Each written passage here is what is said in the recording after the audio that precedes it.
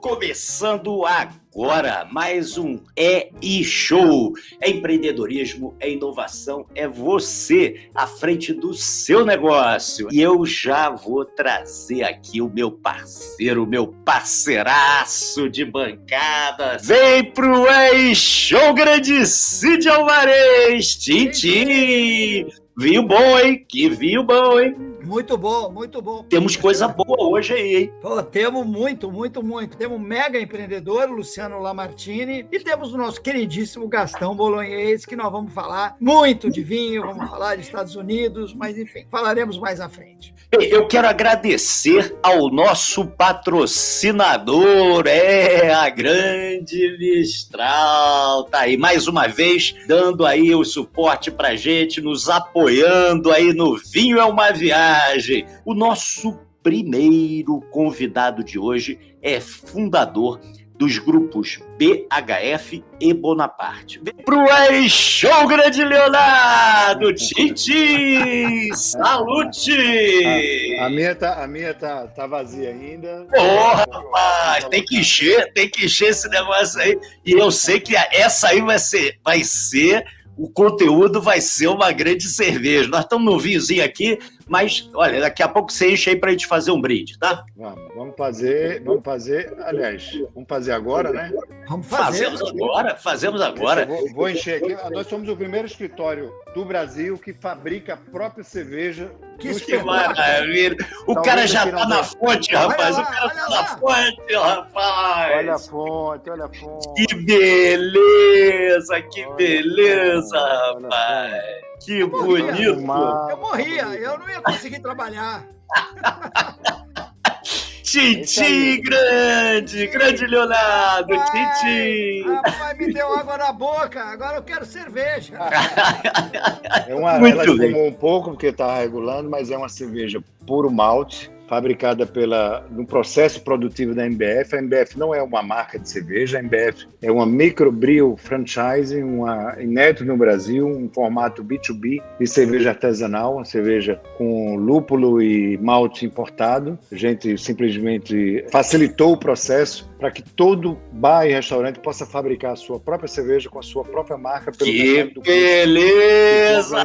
O Leonardo topou ficar com a gente aqui e vai nos ajudar a entrevistar essa fera que vai entrar aí, que é o Gastão, falando de vinho. O Leonardo, ele conhece de vinho também, ele sabe tudo de cerveja, mas ele conhece vinho também e vai nos ajudar a entrevistar essa fera que é o Gastão. Muito bem, vamos lá então. Vem pro E-Show, grande Gastão! Olha aí! Tintim! Só pra maltratar, ó. Nem o Ciro Lila tem essa camisa. Ei, rapaz! Essa é da boa, hein? Esse aí é um grande produtor aí lá de Nápoles. Olha a taça. A taça é de quem? Também é do Queimos, meu Deus! Gastão, se você me permite, antes de você começar a falar, eu quero mandar um grande abraço para quem? Para Ciro Lila, Rodrigo Mainardi e Cláudia Mota da Mistral. Olha, um brinde ao nosso patrocinador, a Grande Mistral. Tintim! Salute! Queimos ele! Gastão, vamos falar da Califórnia. A gente dividiu em 3 partes. Então, hoje nós vamos falar sobre a região do Napa. Então, como sempre, dá um panorama geral para a gente, mostrando geograficamente as regiões, vinícolas, etc., para que a gente se situe de que região e algumas peculiaridades do que a gente está falando. Perfeito, Cid. Obrigado aí pela pergunta. Boa noite a todos. Sempre um prazer. Quantas memórias eu tenho boas da Califórnia, tá? Só para vocês terem uma ideia, eu já visitei Wine Country, da Califórnia, mais de 10 vezes, tá? Como vocês sabem, eu trabalhei na IBM, sempre tinha reunião, e aí as reuniões principais eram lá em São Francisco, né, os grandes eventos. Eu ia para São Francisco, alugava um carro, ia visitar tanto Napa como Sonoma, e também depois fiquei um fã absoluto da Central Coast, que é entre São Francisco e Los Angeles. E aí, nas conversas com nosso amigo Flávio, eu vou dizer para vocês, disparado o maior desafio da minha vida, porque eu escrevi de várias vinícolas que eu gostaria de falar de todas, e nós não vamos conseguir ter tempo, tá? E mesmo que eu vou citar algumas vinícolas com mais carinho, como, por exemplo, a Queimos, que talvez seja a que eu mais amo de paixão. Essa camisa que eu comprei em 1999, não foi a minha primeira visita, eu comprei em 1999 lá na Queimos, e de lá para cá eu fiz talvez umas 12, 13 visitas ao Napa. Então, é maravilhoso, é um negócio infinito, é disparado a região mais completa do mundo, conjunto da ópera. Para Wine Destination, não há nada igual à Califórnia. Não por causa que são os melhores vinhos do mundo, que seria arrogância falar isso. São vinhos fantásticos, entre os melhores do mundo. Mas o conjunto da ópera é formado pelos grandes hotéis, pelos grandes restaurantes e pela infraestrutura. Estamos falando com empresários, né? Donos de franquias, é um negócio espetacular, tá? Quem respira business aquilo, com toda a paixão e que tudo que cerca o vinho. Então, eu ia fazer um episódio de Napa e Sonoma, conversei com o nosso amigo Flávio e decidimos, vamos cortar em duas, porque não dá para fazer de jeito nenhum. Então, hoje, pegando em São Francisco como base, nós vamos pegar o carro e vamos up north. Vamos desenvolver, chama Highway 29, né? Que você logo cruzando a Golden Bridge, é o melhor caminho, você vira à sua direita e vai pegar a Highway 29, onde você passa pela grande Napa, né? Napa é fascinante por tudo que eu falei, tá? Esse é o mapa, vamos dizer, mais detalhado. O AVA, para quem não sabe, é American Viticulture Area. São AVAs que formam o Napa, são diversas AVAs que tem. E as principais são essas que estão destacadas aí, que eu vou falar de muitos vinhos, de Rutherford, Oakville, Santa Helena, Calistoga. Vou falar de um lugar que está ali, paralela à Highway 29, que chama-se Stag's Leap Trailside, que é uma outra grande estrada maravilhosa, onde tem uma série de vinícolas. Então, nós vamos passear por esse lugar fascinante, que eu vou escrever mais tarde, vocês podem garantir. É um lugar, para quem não foi ainda e quiser curtir, ainda tem essa vantagem de que a mulher fica contente, os filhos ficam contentes de qualquer idade, que a Califórnia é o 7º ou 8º maior país do mundo, entre aspas, né? O 8º maior país do mundo. Então, vale a pena visitar, porque é um negócio realmente espetacular. E os vinhos são legais, tá? Infelizmente, no Brasil tem pouca difusão.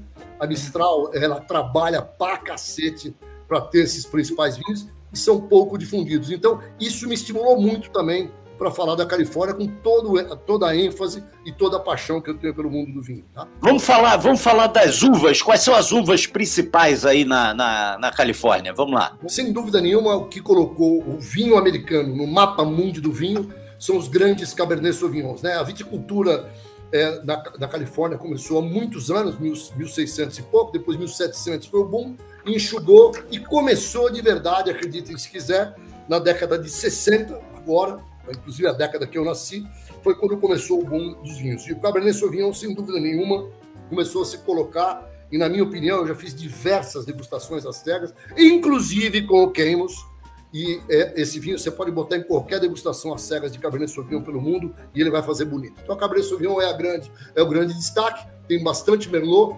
Syrahs cada vez melhores, mais encantadores, tem Pinot Noir, não é no Napa, os melhores Pinot Noirs não são do Napa, são exatamente mais da região mais fria, que eu vou falar no próximo capítulo de Sonoma, e na região mais para baixo, que é mais perto do mar, que é o Central Coast. E tem a tal da Zinfandel, que é a coqueluche americana, né? Que é a uva do meu vinho de hoje, que é o Queimos Zinfandel, tá vendo, do Napa Valley, que é uma uva de origem italiana e que migrou para os Estados Unidos, mudou de nome, obviamente são clones que não estão 100% iguais, mas tem uma semelhança muito interessante. E é um vinho muito suculento, muito gostoso e muito versátil. Faz todo tipo de vinho, inclusive um vinho famoso, que infelizmente não pegou muito, que é o tal do White Zinfandel, que é um Zinfandel rosé. Eles chamam de White Zinfandel.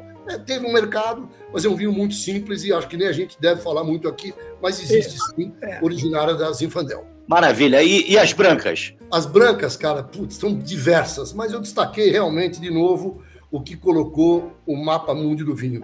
E eu também me preparei, tá? Eu diria para vocês assim, primeiro que responder qual é o melhor vinho tinto do mundo é difícil, Responder o vinho melhor do mundo tinto também é difícil. Agora, responder qual é o melhor vinho branco do mundo é fácil. São os Chardonnays, tá? Então, os Chardonnays da Borgonha, eles são imbatíveis, apesar de eu adorar o Riesling da Alsácia, lá que o nosso amigo Leonardo falou, mas a Chardonnay é indiscutível a melhor uva. E exemplares, de novo, não só no Napa, de novo, a Chardonnay gosta de um friozinho, tanto em Sonoma quanto no Sul, tem Chardonnays de classe mundial. E com uma vantagem, né? Você compra um grande Chardonnay, mas não estou brincando, espetacular Chardonnay americano, e para você comprar um parecido francês, você vai gastar no mínimo 5 vezes mais.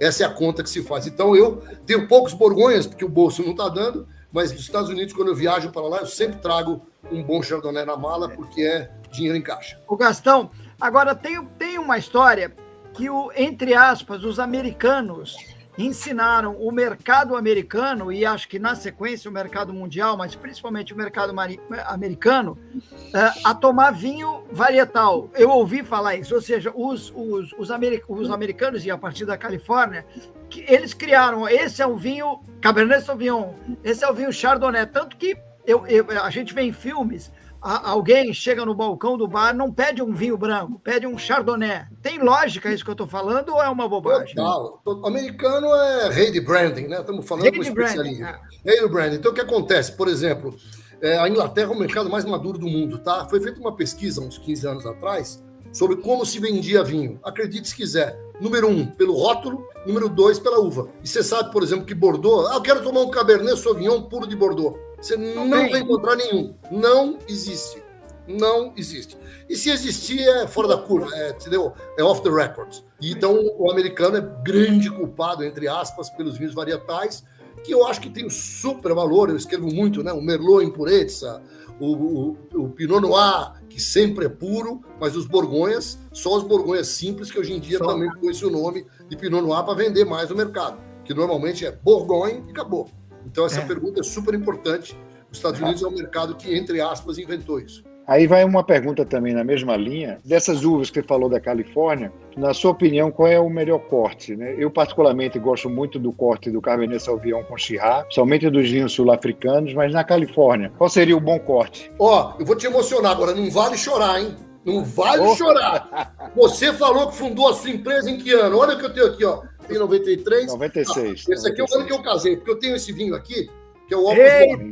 Esse Opus One é um vinho do maior empreendimento da história do mundo do vinho. Então, esse vinho aqui é um corte. Ele é Cabernet Sauvignon predominante, tem um pouquinho de Merlot, tem um pouquinho de Petit Verdot, tem um pouquinho de Malbec, dependendo do ano.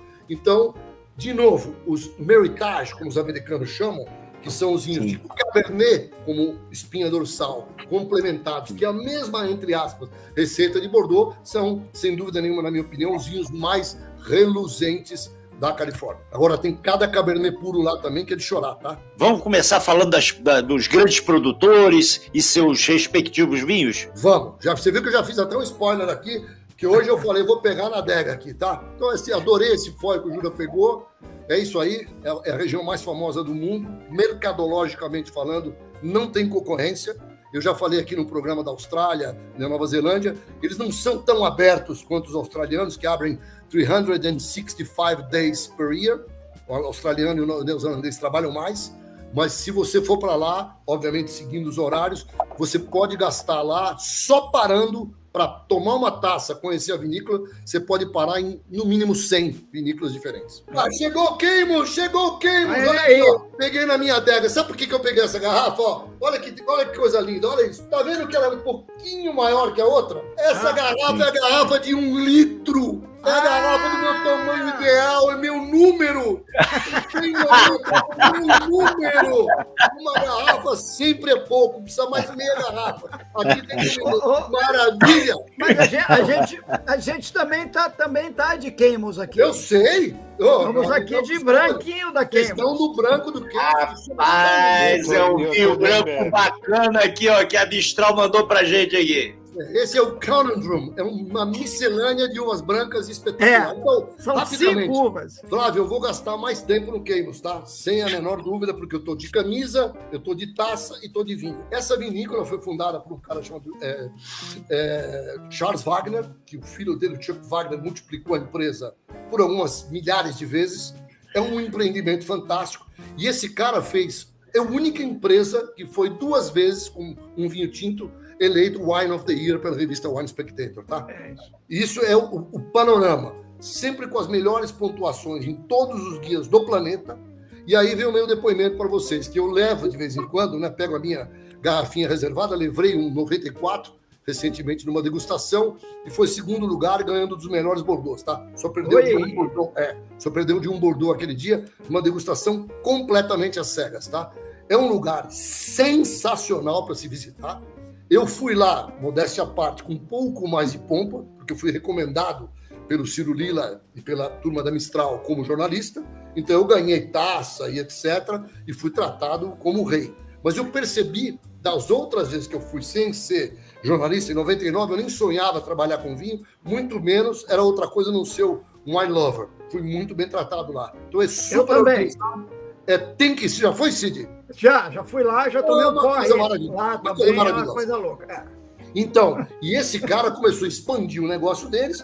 A Queimos continua apartada, por exemplo, tem esse Cabernet Sauvignon Special Selection, tem o Cabernet Sauvignon normal, faz um pouquinho de Zinfandel, não é uma quantidade grande, e aí ele começou a fazer outros empreendimentos. Tem empreendimento do Sul, a Central Coast, em Santa Bárbara, que é o vinho de vocês na próxima semana, e depois também tem investimentos em várias regiões. Mas o Queimos é, sem dúvida nenhuma, uma das coisas mais deliciosas que existe em termos de vinho, tá? Eu estou sempre postando no Instagram, os amigos trazem para a gente provar. Eu provei o 2016 ano passado, tá super jovem, é emocionante provar um vinho com essa categoria, com essa força. São vinhos encorpados, tá? Eu aqui nos vinhedos do Queimos, né, nos vinhedos inclusive do Special Selection, e aqui do lado, no lugar, as barricas, a sala de barrica, essa pequena grade, então as barricas ali, e você está visitando aquilo tudo, com essas garrafas maravilhosas de tamanho gigante, etc. É um lugar realmente imperdível. E todas as 10 vezes ou 12 vezes que eu fui na Queimos, tá? É como se fosse ir lá para rezar a Ave Maria. Eu vou para Portugal, eu tenho para Fátima rezar a minha Ave Maria lá no Queimos. Esse é monstro, é o parceiro, eu trouxe aqui, essa é uma das garrafas, né? Esse é o Special, é o Private Reserve dele. Cabernet Sauvignon também, que eu tenho paixão. Esse, então, aqui em casa, uma vez eu fiz esse vinho, esse mesmo. Eu fiz 3 vinhos ao redor do mundo. Cabernet Sauvignon. Esse vinho, o Penfolds 707, que é o melhor Cabernet da Austrália, junto com o Chateau Latour. A cegas. Oi! Campeão absoluto. Ganhou Você tá do brincando? Chateau Latour, ganhou do Chateau Latour, as cegas, e do Pin 707. É mesmo, Chateau Latour, né? E o meu amigo, que é um grande degustador, falou: disparado é o melhor, é o mais elegante. Eu acho até que pode ser um Borgonha. Pra vocês terem uma ideia como foi o nível da degustação. Então, Mondavi, a história, Mondavi entrou lá em 1966, já era um senhor. Eu tive o prazer de passar vários aniversários com ele, porque o aniversário dele era sempre final de junho, e nós estávamos sempre na Vinexpo, na feira, quando eu trabalhava na Expand. E tinha parabéns para o seu Mondavi, que morreu com acho que 96 anos, e foi a grande mola propulsora do Napa, tá? Infelizmente, foi pressionado por investimento, IPO, Nova York, Wall Street, deu uma tiveram que vender a empresa, mas graças a Deus está on shape de novo, produzindo vinhos incríveis. Eu adoro esse produtor. Outro lugar que eu vou rezar. Agora eu não sei qual que é Fátima, qual que é Lourdes aí. A pergunta do Lamartine. Maior empreendimento da história da vitivinicultura moderna é uma joint venture do Barão Philippe de Rothschild, seguido pela filha, Philippine de Rothschild, que simplesmente fez uma joint venture com o Robert Mondavi. Esse rótulo maravilhoso é a carinha dos dois, o semblante dos dois. E esse eu não trouxe, mas eu também tenho a taça, e a Mistral também tem esse vinho para vender. Esse vinho não é exclusivo, tá? Esse vinho é vendido também pelos negociantes de Bordeaux, tá? Mas é talvez hoje o vinho mais, assim, charmoso de toda a Califórnia. Tem vinhos mais caros que ele, mas esse é o charme, como é que eu diria? É o flagship dos vinhos legais da Califórnia. Eu adoro esse blend, conforme o Leonardo perguntou. Eu, na Opus One, eu fui lá, essa vez eu fui de novo, né? Como jornalista, foi espetacular a visita, a estrutura, a preparação da degustação, foi mais de uma safra de vinho, foi um negócio inesquecível, tá? Eu botei essas fotos aí porque vocês me fazem matar a saudade. Eu fui lá como simples mortal E eu lembro que era 50 doletinhas, 2 dedinhos de degustação. 50 doleta, 2 dedinhos, 50 doleta, mais 2 dedinhos. Nós fomos em 9 e foi tudo de graça, mas não conta pra ninguém. Tomara que ele não saiba falar português. Pessoal, eu estou aqui, sabe aonde? Eu estou com o Laurent Delassus. O Laurent é um profissional de vinho e ele é de Bordeaux, mas ele trabalha para quem? Para Opus One, um dos melhores vinhos do planeta. Eu posso garantir para vocês. E eu acho que o Opus One da feira de hoje talvez seja um dos coqueluches. Tem até fila para degustar aqui.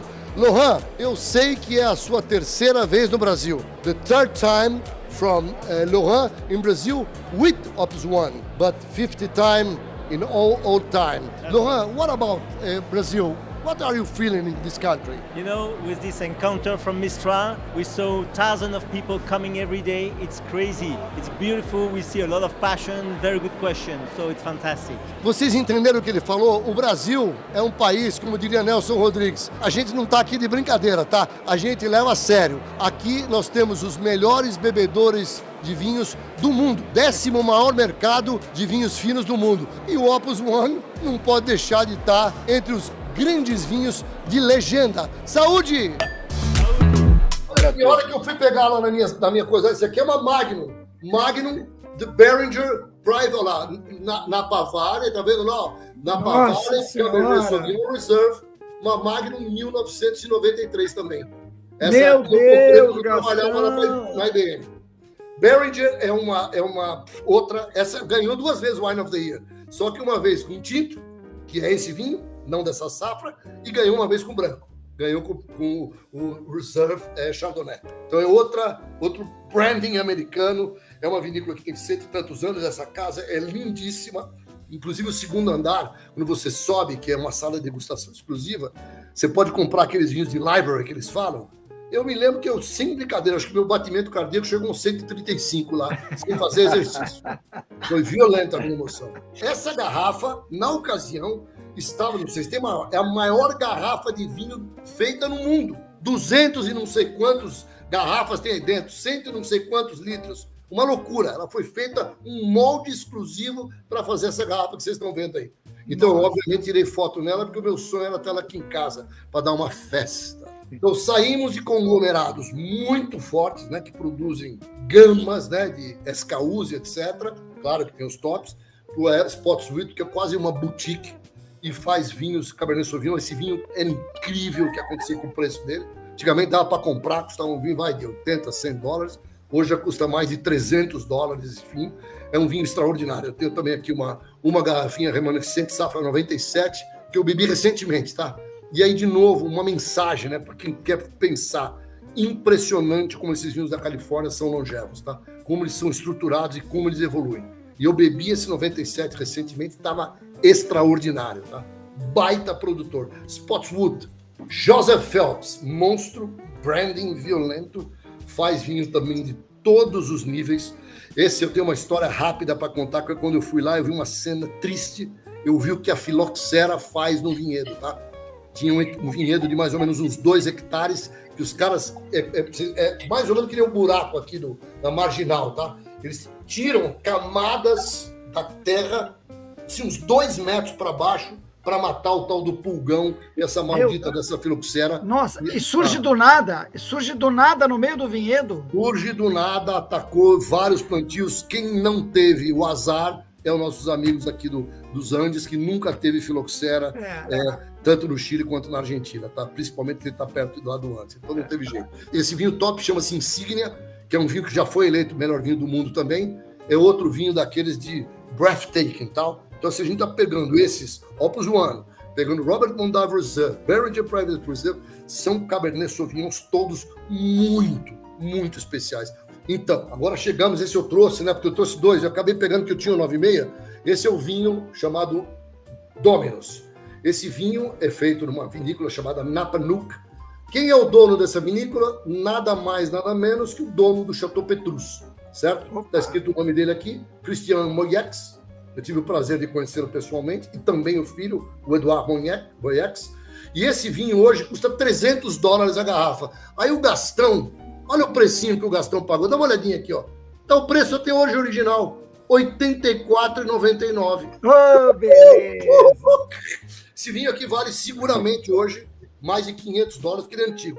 O de 300 é o lançamento agora, 2016. Esse já até valeu uns $600, $700. Se tivesse investido em ações da IBM, não tinha rentabilizado tanto. Vamos mudar de assunto. Vamos mudar de assunto, senão eu me A pergunta é o seguinte, uma dica aí para quem está te escutando, Gastão. 4 vinhos para comprar e colocar na mala. O custo-benefício bom, o dólar está caro. Eu vou dizer assim de maneira facílima, 4 garrafas. Você vai pegar um Queimos, esse aqui, o normal, que custa 100, 80, 100, o de 1 litro é um pouco mais caro.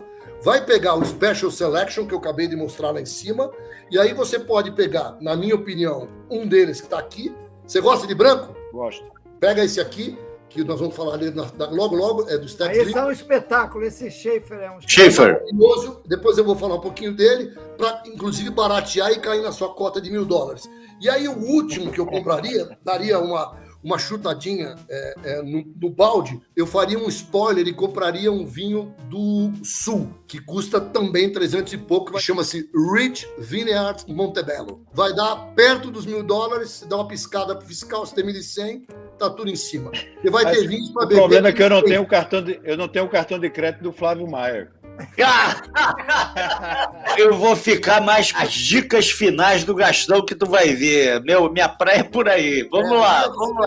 Tem coisa boa vindo aí, calma. Mas vamos continuar. Aí, por exemplo, Leonardo, esse aqui já custa $1.000 a garrafa, tá? Esse vinho eu provei uma vez. Esse é pro Cid, Esse é pro Cid. Esse é do Cid. Falou bem, Léo. E olha isso, Leonardo, esse cara faz um Syrah, que eu bebi outro dia, faz um ano mais ou menos, que um maluco levou, extraordinário também, tá? Então ele faz um Cabernet, que é o Kogan, e faz o Syrah dele, é maravilhoso, tá? Esse já é o que eles chamam de Garage Wines. Esse é um garage americano, tá? Isso vai vender o carro. E vai ter um aí que vai custar mais que isso, tá? Esse é outro de maluco, é um cara que tá Lavalle, o sobrenome dele, italiano, né? Bilionário, montou essa vinícola, faz vinhos legais, e o Maia, o top de linha, é espetacular o vinho, tá? É um vinho também, mesmo estilo, a ordem que eu botei, isso é uma ordem de intensidade, tá? Schaefer, que é esse que eu peguei aqui lá em homenagem, que é uma vinícola que eu tive o prazer de conhecer, o John Schaefer, é um cara de Chicago, que fez fortuna, e montou essa vinícola na Califórnia. Vocês, inclusive, vão ver mais pra frente uma foto. Outra visita impecável. Esse aí, eu fui também como convidado, mas eu percebi esse negócio da cobrança, eu acho que custou uns $120, mas esse, Cid, todo mundo sentado, tá? Vocês vão ver a foto depois, super organizado, todos os vinhos culminando com essa maravilha chamada Hillside Select. Olha a foto. O Hillside Select é um dos vinhos hoje mais também hypados da Califórnia. Mesma coisa, estilo para gente grande, tá? Não é vinho para iniciante. E aí eu tô com uma Double Magnum dele na mão. Double Magnum. Ai, que vontade. Aí já precisava vender o carro para trazer isso aí, mas esse aí tem história. Até esse é fundador, né? Esse cara é maravilhoso, chama-se Warren Winiarski. Esse cara é de origem polonesa, trabalhou com o Mondavi, montou a vinícola dele, vendeu por $500 bilhão a vinícola. E depois, só para falar do teasing da coisa, né? Eu botei 2 vinhos que eu realmente adoro, esse cara, como botei do Schaefer, eu botei os 2 principais cabernets dele, mas esse Cask 23 foi o grande vinho campeão do julgamento de Paris em 1976, organizado pelo Steven Spurrier. Esse vinho mudou o destino do vinho americano, tá? Esse vinho ganhou a degustação em 76 e em 2006 ele foi segundo lugar, perdendo para o Rich Montebello, que eu sugeri para o meu amigo Leonardo comprar. Então, os Estados Unidos ganhou as 2 vezes com vinhos jovens e depois de 30 anos, os mesmos vinhos ganharam de novo. E o Stag's Leap Wine Cellars. Eu adoro esse produtor. Não tem um vinho deles que não é espetacular. Aqui só uma truquezinha que o Jura confundiu. Existem 2 Stag's Leap. Tem uma Stag's Leap Winery e tem uma Stag's Leap Wine Cellars. A Stag's Leap não é ruim, tá? Pelo amor de Deus. Mas vinhos legais. Agora, Stag's Leap Wine Cellars é high-end, tá? Esse Cask 23 hoje custa $400 a garrafa também, tá? Silverado, fundado pela família do saudoso Walter Disney, mais conhecido como Walt Disney. Seu Walt é outra visita impecável, tá? Tem que visitar. faz tanto Chardonnay como Cabernet Sauvignon, tá? E eu adoro também. Difícil achar, que no Brasil nunca teve importação desse vinho. Então, sempre que eu vou para lá, eu trago uma garrafinha quando eu acho, porque eu acho uma delícia, que me remete à visita. A visita também é muito bonita, tá? Um lugar maravilhoso, muito pertinho do Schaefer, muito pertinho do Stag's Leap, que ficam lá no Silverado Trail. Esse é da Kelly Takaoka, Bevan Cellars. Tá vendo como é que é a vida? O Gastão entende de vinho, Aí eu vou lá com o Tomi Takaoka e com minha amiga Kelly, aí eles levam um Bevan Cellars, que eu nunca tinha provado. Depois eles levaram um Chardonnay. Toda hora eu ia no banheiro, eles acharam que eu estava com um problema. Não, eu estava chorando. Emoção de tomar um vinho desse. Extraordinário, boutique, tá? Vinho raríssimo, difícil de achar, tá? Espetacular. Não é só um, tá? Uma diversidade. Eu botei esse, acho que é um Togeny, que chama, que é um dos espetaculares do vinho. Eu não conhecia essa vinícola, tá? Mas fiz questão de destacar. Chegou no que precisa, vender o carro. O carro. Esse vinho, eu obviamente não visitei o Screaming Eagle. Eu bebi just once in my life. Um maluco trouxe aqui em casa. E esse vinho custa $5.000 a garrafa. Esse vinho é vendido em leilão, assim, disputadíssimo. E uma garrafa desse vinho, de, se não me engano, 6 litros, foi vendido por $500 mil, tá? O vinho mais caro dos Estados Unidos é o Screaming Eagle, tá? Tem fila para comprar, você precisa rezar, precisa fazer o que você quiser. E eu tenho aqui a minha garrafinha guardada, vazia, obviamente, até hoje. Esse vinho, brother, é um cara que tem esse nome dificílimo de pronunciar, Kongsgaard. É um cara também que produziu um negócio, ele faz, eu tenho aqui em casa, devia ter pego, é lindo o rótulo, maravilhoso. A especialidade deles são os brancos. Lembra que eu falei que os brancos melhores são do Sonoma e do Central Valley? Sim. Do Napa, esse aqui talvez seja o over and above the rest, tá? Do Napa Valley, tá? E ele faz um vinho que eu bebi também just once. Esse Chardonnay dá para beber, mas tem um que chama-se The Judd. Esse The Judd, cara, é um negócio, ó, pode botar as cegas com grandes vinhos da Borgonha, ele vai confundir todo mundo. É espetacular o vinho, tá? Do Napa, eu acho que é o melhor Chardonnay que eu já bebi até hoje. Botei 3 desse. 3. Então, esse é outra coisa que, assim, é desbundante, tá? Desbundante. Esse cara, eu diria que ele é o Rei Midas. Todos os vinhos da Paulmeyer que eu bebi até hoje são espetaculares. O Chardonnay eu tenho aqui, o Pinot Noir eu tenho aqui, o Merlot eu tenho aqui, o Cabernet eu tenho aqui, e o Red Blend, que é o top de mim, que é esse de cá, é extraordinário. Então, eu destaquei aqui mesmo, talvez para o Leonardo também ficar ligado, esse talvez seja uma opção também para trazer, tá? Porque, assim, gastamos aqui safra eu compro. Compra de olho fechado, qualquer safra, porque não tem como não dizer que é um produtor de chorar, tá? Eu choro de emoção toda vez que eu vejo esse negócio. É espetacular, tá? Eu tenho o Chardonnay, pra você ter uma ideia, 2015, viu, da minha adega. Tô louco de vontade, acho que é a minha última garrafa, quero beber esse negócio. Vou comprar uma cavaquinha pra comer com ele. Ei, que beleza, que beleza. Eu vou aí comer essa cavaquinha, hein? Vamos lá, continuando. Mais um que precisa vender o carro, quase o carro, talvez esse aí tem que vender a moto. Chama Bryant Family. Bryant Family, então, de novo, mais caro o Screaming Eagle, Colgan, e esse Bryant Family vem mais um. Bryant Family, eu não visitei a vinícola também, eu fui lá 2 vezes, eu provei esse vinho 2 vezes, e é outro daquele estilo blockbuster, tá? É aquele vinho de uma extração, você fala, como é que um cara consegue fazer um negócio desse com tanta densidade, com tanta estrutura? Eu costumo dizer que esses vinhos são vinhos de um andar, tá tudo no andar de cima. Tem bastante álcool, tem bastante madeira, tem bastante fruta, tem bastante acidez, mas tudo muito equilibrado num vinho de corpo, né? Para quem aprecia. Esse vinho, por exemplo, como um bife ancho bem intermeado, né? Se possível, de Wagyu, mal passado é para matar, tá? Aí é realmente só tomando uma Trois Brasseurs na hora de ir embora para lavar. Que beleza! Outro gênio sagrado, infelizmente nos deixou, Al Braunstein, é um cara de origem judia, montou essa vinícola que é um negócio. Eu também não visitei, tive a oportunidade de ir algumas vezes provar esse vinho, e recentemente provei um 1984, esse vinho, tá? Volcanic Hill Diamond Creek 84. Emocionante o vinho, tá? Como é um estilo mais antigo, menos álcool e mais pro lado elegante. e depois que, infelizmente, o Mr. Al Brownstein nos deixou, eu não provei mais o vinho, tá? Mas esse cara, em termos de classicismo na Califórnia, talvez fosse daquele cara, se você eu quero beber o vinho, pergunta, podia ser feita, qual o vinho mais perto de Bordeaux dentre os californianos? Eu diria que esse vinho é um dos mais perto de um vinho de Bordeaux da Califórnia, esse Volcanic Hill. Ele tem um outro também que é muito bom, mas o Volcanic Hill é o que eu mais gosto. Esse aí tem outra história lindíssima, esse eu bebi bastante. E o produtor chamava-se Araujo, e o Araujo fez uma coisinha também mais ou menos, né? Ele tinha um vinhedo chamado Aizell, o nome dele era Araujo, ele falava que o vinho dele era Araujo Aizell Vineyard. Aí tem um cara pobrezinho chamado Monsieur François Pinault, que é nada mais nada menos que dono das marcas Gucci, etc., o grande concorrente da LVMH. Ele foi lá e comprou. E aí tirou o Araujo e o vinho hoje chama-se Aizell Vineyard. É um Cabernet Sauvignon extraordinário, tá? Eu diria que é para competir lá em cima de novo eu provei junto, ele com o Dominus, tá?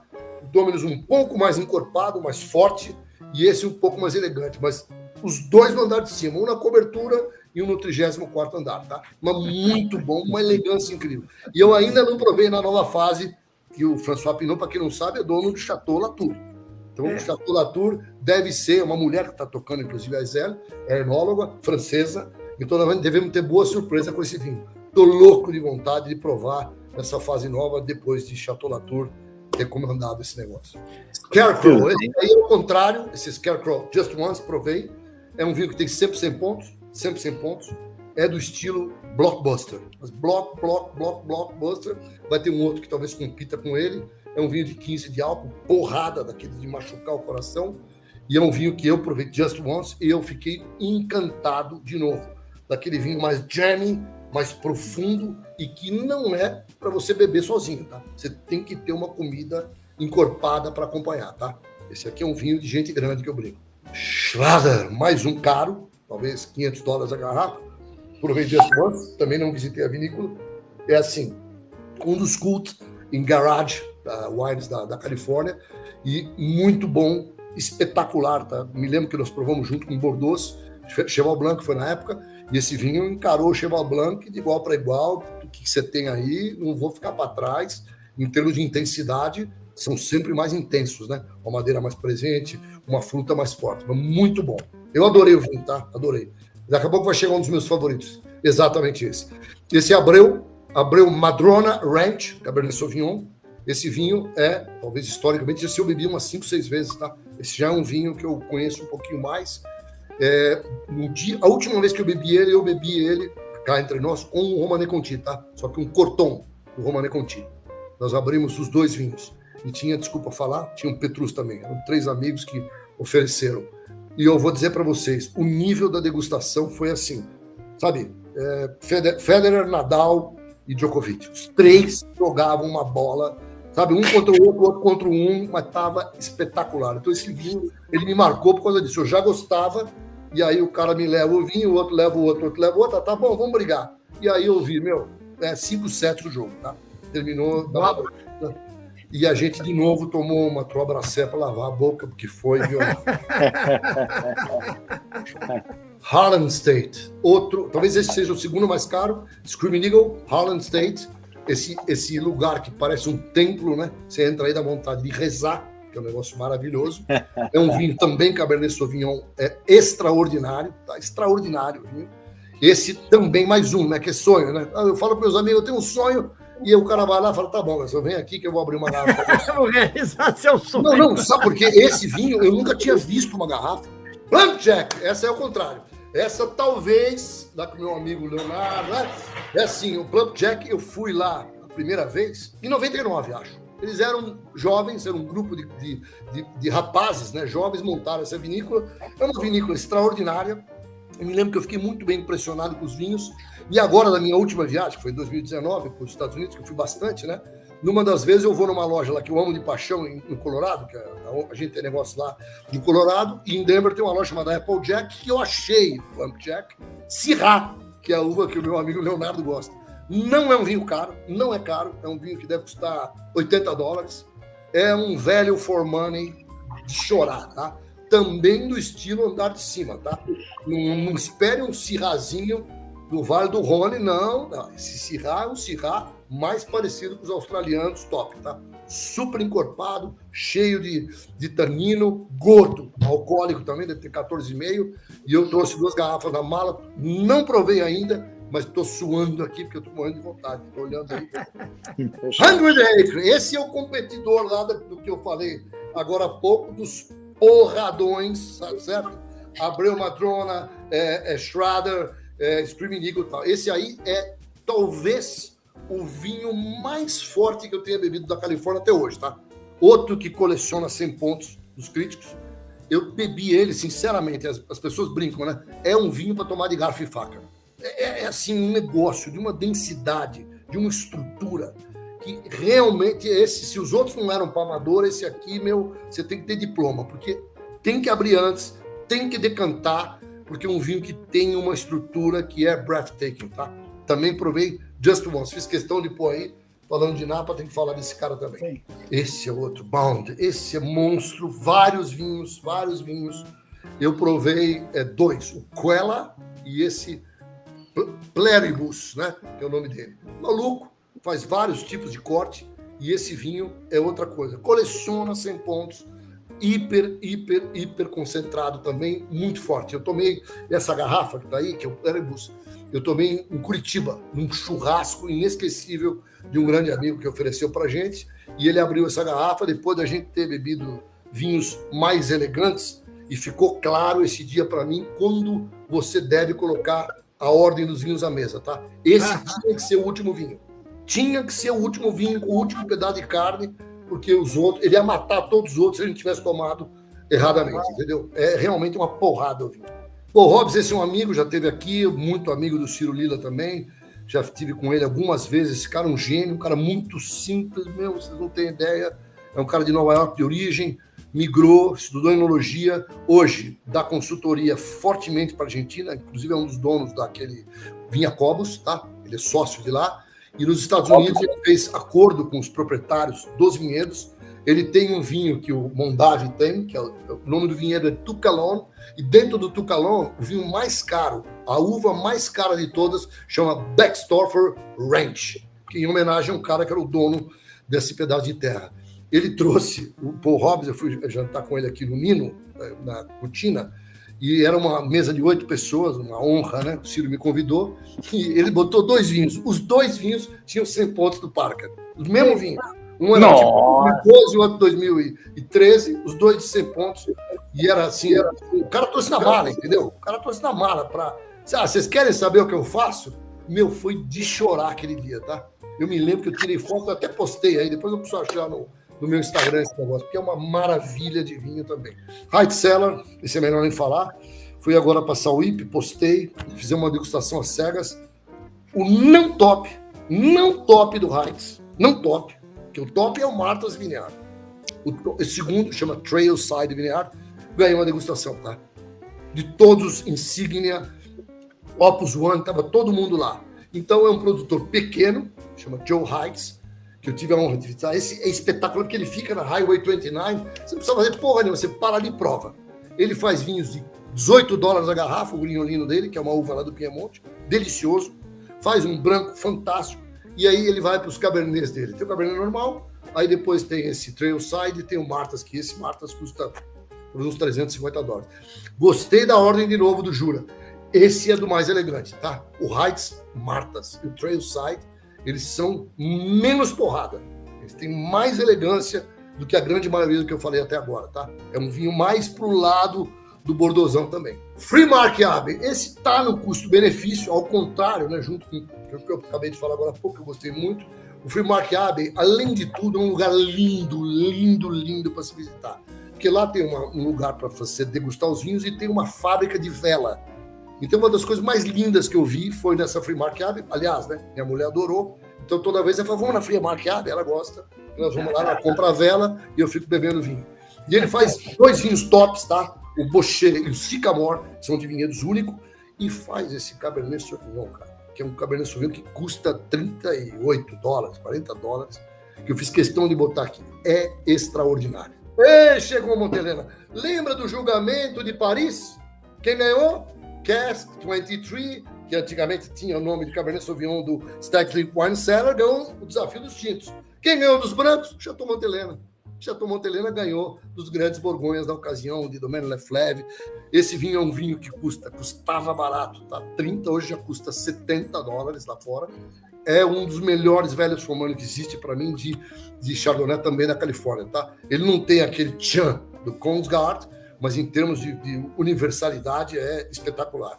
E do lado dele está o grande Chateau Montelena Estate, que é também marca registrada. Essa vinícola é outra visita imperdível, tá? Ela fica em Calistoga, logo em cima de Santa Helena, que é uma das cidades super importantes, e esse chateau chama Chateau Montelena, foi quase comprado pelo Cosés Tournelle, tiveram um probleminha lá no due diligence e continuou na mão dos americanos, mas o Cosés Tournelle chegou a quase comprar, tá? The Hess Collection, esse foi nos estertores, eu peço desculpa porque eu esqueci. O Hess Collection é o seguinte, é um milionário suíço, na Suíça. Ele falou, não, eu quero ter vinícola. E aí, o que ele escolheu? Ele falou, na Europa é chato, eu estou na Europa, não quero. Aí ele botou e comprou uma vinícola em cada um dos continentes. Ele tem uma na África do Sul, uma nos Estados Unidos, uma na Austrália e uma nos Estados Unidos, Austrália, Argentina e África do Sul. 4 vinícolas ele tem.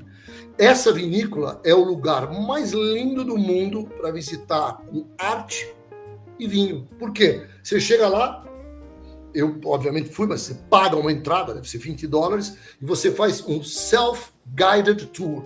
O que é o self-guided tour? Você vai olhar todas as obras de arte que ele tem um quadro, aí depois do quadro, sabe o que tem? Um buraco, para você ver a adega. O outro buraco, para você ver o vinhedo. Então, é uma mistura de arte com a arte de fazer vinho. É espetacular. Difícil chegar lá, porque a mulherada fica enjoada.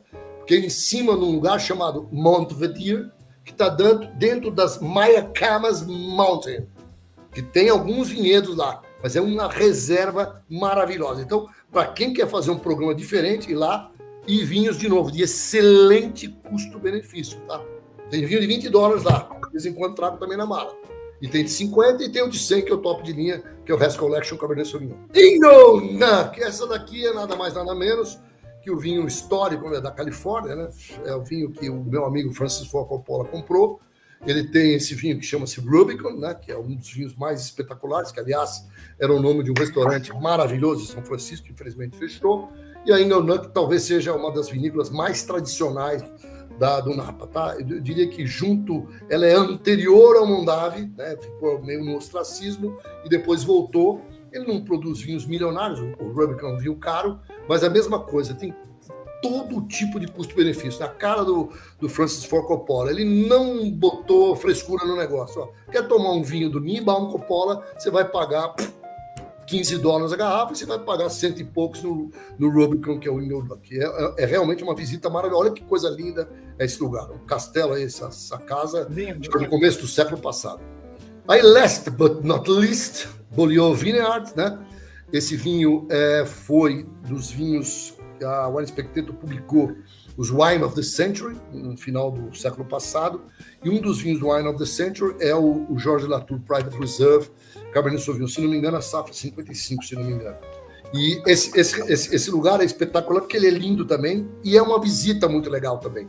É super simples de você visitar. E aí tem a dica que eu vou fazer o spoiler, é do lado de um grande restaurante, que você vai e tem uma vantagem, que você não precisa nem pagar rolha. Você combina com o cara, leva o vinho e pega no Beaulieu, vai lá e toma o vinho, come uma carne maravilhosa e fantástico. Olha, chegou as dicas do Gastão, olha aí, ó. Parece que nós combinamos, né? Então, o que eu escolhi aqui? Eu queria dar uma mensagem, né? Eu tenho responsabilidade, amo vinhos da Califórnia. O brasileiro tem dificuldade de entender o vinho da Califórnia. Eu não sei por quê. Porque se depender de mim, estão perdidos. Então, eu escolhi aqui 3 vinhos que estão disponíveis, inclusive na Mistral. Um deles é o que vocês estão bebendo. A Mistral tem mais de uma safra desse vinho disponível, que é o Caymus Conundrum. É uma delícia de vinho branco. Conundrum, ele é uma mistura. Estamos bebendo ele aqui, ó. Estamos bebendo ele aqui, Gastão. Maravilha. É um vinho que tem uma acidez gostosa e ele é muito exótico, porque ele tem uvas aromáticas. Delícia. Eu botei do lado de cá 2 vinhos. Esses vinhos são por volta de pouco acima de R$200, não são vinhos baratos, mas são os vinhos disponíveis no mercado brasileiro, da Califórnia, desculpe o termo, que não são porcaria, tá? Esses vinhos são excelentes. Porque tem vinho de R$100 da Califórnia no Brasil que eu vou dizer para vocês. Eu não uso nem para temperar aqui em casa, tá? Tô sendo bem franco, tá? Já provei, não tem jeito. Não queira me enganar. Então, eu tive um trabalho criterioso para botar esses vinhos que eu provei e que eu gosto, que são esses 3 do lado de cá, 2 brancos e um tinto. E aí eu botei 3 dicas que é, com todo respeito, para quem for viajar e quiser provar lá fora. Eu fui marcar a Rabi Chardonnay, $25 esse vinho. O resto que eu acabei de falar, $20 o vinho. E botei um Beaulieu Vineyard e ainda fiz de sacanagem, botei um Merlot. Que nessa visita que eu fiz há 4 anos atrás, eu provei o Merlot e gostei muito. Então são vinhos que eu acho que vale a pena provar. No Brasil, são os 3 do lado esquerdo, os outros 3 são vinhos disponíveis no mercado internacional, não tem importador no Brasil.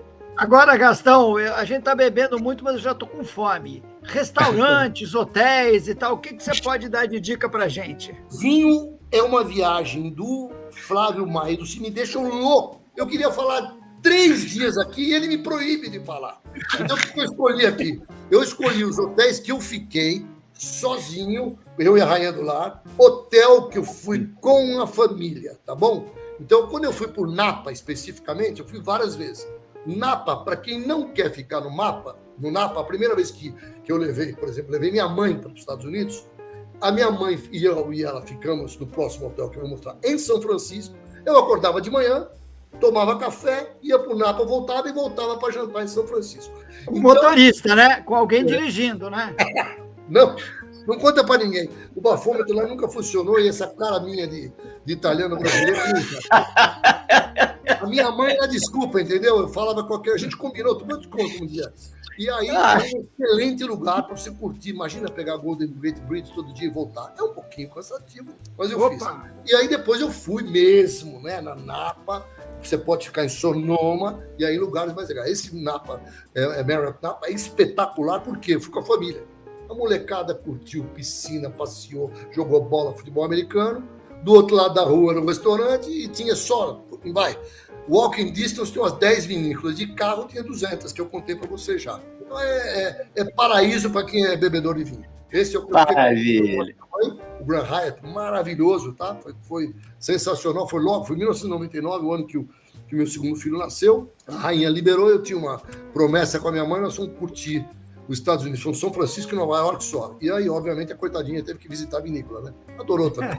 Aí, esse aqui, cara, é o contrário, tá? Esse aqui foi eu e a Rainha do Lar, eles chamam de inn lá, é como se fosse um bed and breakfast. Só que você imagina um bed and breakfast, aqui tem um spoiler, já é da região de Sonoma, mas eu fiquei no Inn Occidente e eu ia para Sonoma, ia para o Napa também, ninguém me segurava, que é mais perto ainda que São Francisco. E aí era o seguinte, tinha lá de manhã um putz num café, a gente saía para almoçar, e voltava, e no final da tarde, de vez de ter o chá das 5, tinha o vinho das 5. Aí era para matar. Tudo all inclusive. Você não tem ideia como eu fui feliz nesse lugar. E muito romântico, lugar muito gostoso. E eu fiquei muito feliz, porque faz muito tempo que eu fui lá. E eu entrei na internet, agora eles ainda estão abertíssimos e funcionando. Essa foto é recente, etc. Então, para quem quiser namorar no Napa e provar vinho e em restaurantes sensacionais, essa é uma dica maravilhosa. Esse agora são 2 caras, 2 do mesmo dono, que esse cara é um monstro. Esse é um restaurante extraordinário, fui só uma vez, é muito caro e ele tem uma antipatia que ele não aceita você levar vinho, tá? É uma antipatia que ele tem. Então, por exemplo, os vinhos lá, isso é uma coisa que eu não aceito, eu estou botando pela dica porque falha a experiência, mas esse vinho, por exemplo, vamos pegar esse Mondave, vai? Que custaria na vinícola, eu paguei na vinícola $100 na época, nesse vinho, no French Lauder, custa 400. Então eu detesto que me chamem de otário, tá? Detesto, não gosto. Então eu fui para marcar presença e aí descobri que esse mesmo cara, que é o Thomas Keller, tem um outro restaurante que chama-se Bouchon, que é esse próximo. No Bouchon pode levar vinho! Pode. Eu fui e adorei. Então, esse aí, eu vou dizer para vocês, é imperdível esse lugar. E o custo-benefício, ele custa 1/3 do French Lauder. Eu fiz degustação em 5 vinícolas, Opus One, inclusive, Queimos, inclusive, enfim, tudo. E aí almoçamos lá. E a última coisa que eu me lembro é eu acordando no estacionamento de uma grande loja lá, minha mulher e meus filhos fazendo compra e me abandonaram dormindo, babando dentro do carro. Esse é o Cid, esse é o Cid. Vamos lá, olha aí, Gastão, para fechar, hein? Olha o que está escrito ali, ó, Grill Bolhô. É do lado do Bolhô. Então eu fui lá, eu visitei, olha isso, eu visitei a Queimos, o cara da Queimos falou, pode ir no Rutherford Grill, que pode levar o vinho. Adivinha qual foi o vinho que eu levei? O Zinfandel do Queimos, eu nunca vou esquecer, meu Deus. E aí eu fui, entrei, teve que esperar, tava fila, tal. O que acontece? Pessoal, pede o que vocês quiserem. Eu fui pra onde? Fui na Bolhô, visitar a Bolhô. Peguei lá, visitei, comprei, nunca vou me esquecer, um guarda-chuva e comprei umas garrafas de vinho. E voltei com aquela cara de santo pro restaurante Rutherford. Excelente, cara, tá? Sabe quanto ele me cobrou de rolha? Grande Gastão. Olha aí, aí tá o Instagram do Gastão. Você que gosta de vinho, é bom seguir esse homem aí, porque ele dá dicas maravilhosas. Mais uma noite inesquecível, né? Por incentivo dos amigos, né? Conhecer o Leonardo, tem bons amigos em Recife também. Então é uma experiência muito grande poder dividir isso com vocês. Obrigado pela oportunidade. Contem comigo sempre. Foi um prazer enorme estar com vocês. O Gastão é uma figura queridíssima, muito animada. Eu gostei muito. Me surpreendeu, Gastão. Obrigado, show de bola. Obrigado. E aí, com dois feras, que é o Cid e o Flávio. Me sinto muito honrado pelo convite. Obrigado, gente. Vocês são show! Grande Léo, grande Gastão. Olha, brigadíssimo. Gastão com a sua alegria, sua energia. Obrigado aos dois. Obrigado, Cid, aí, pela parceria de sempre. Vocês são show, meus amigos! Vamos fechar, vamos encerrar aqui.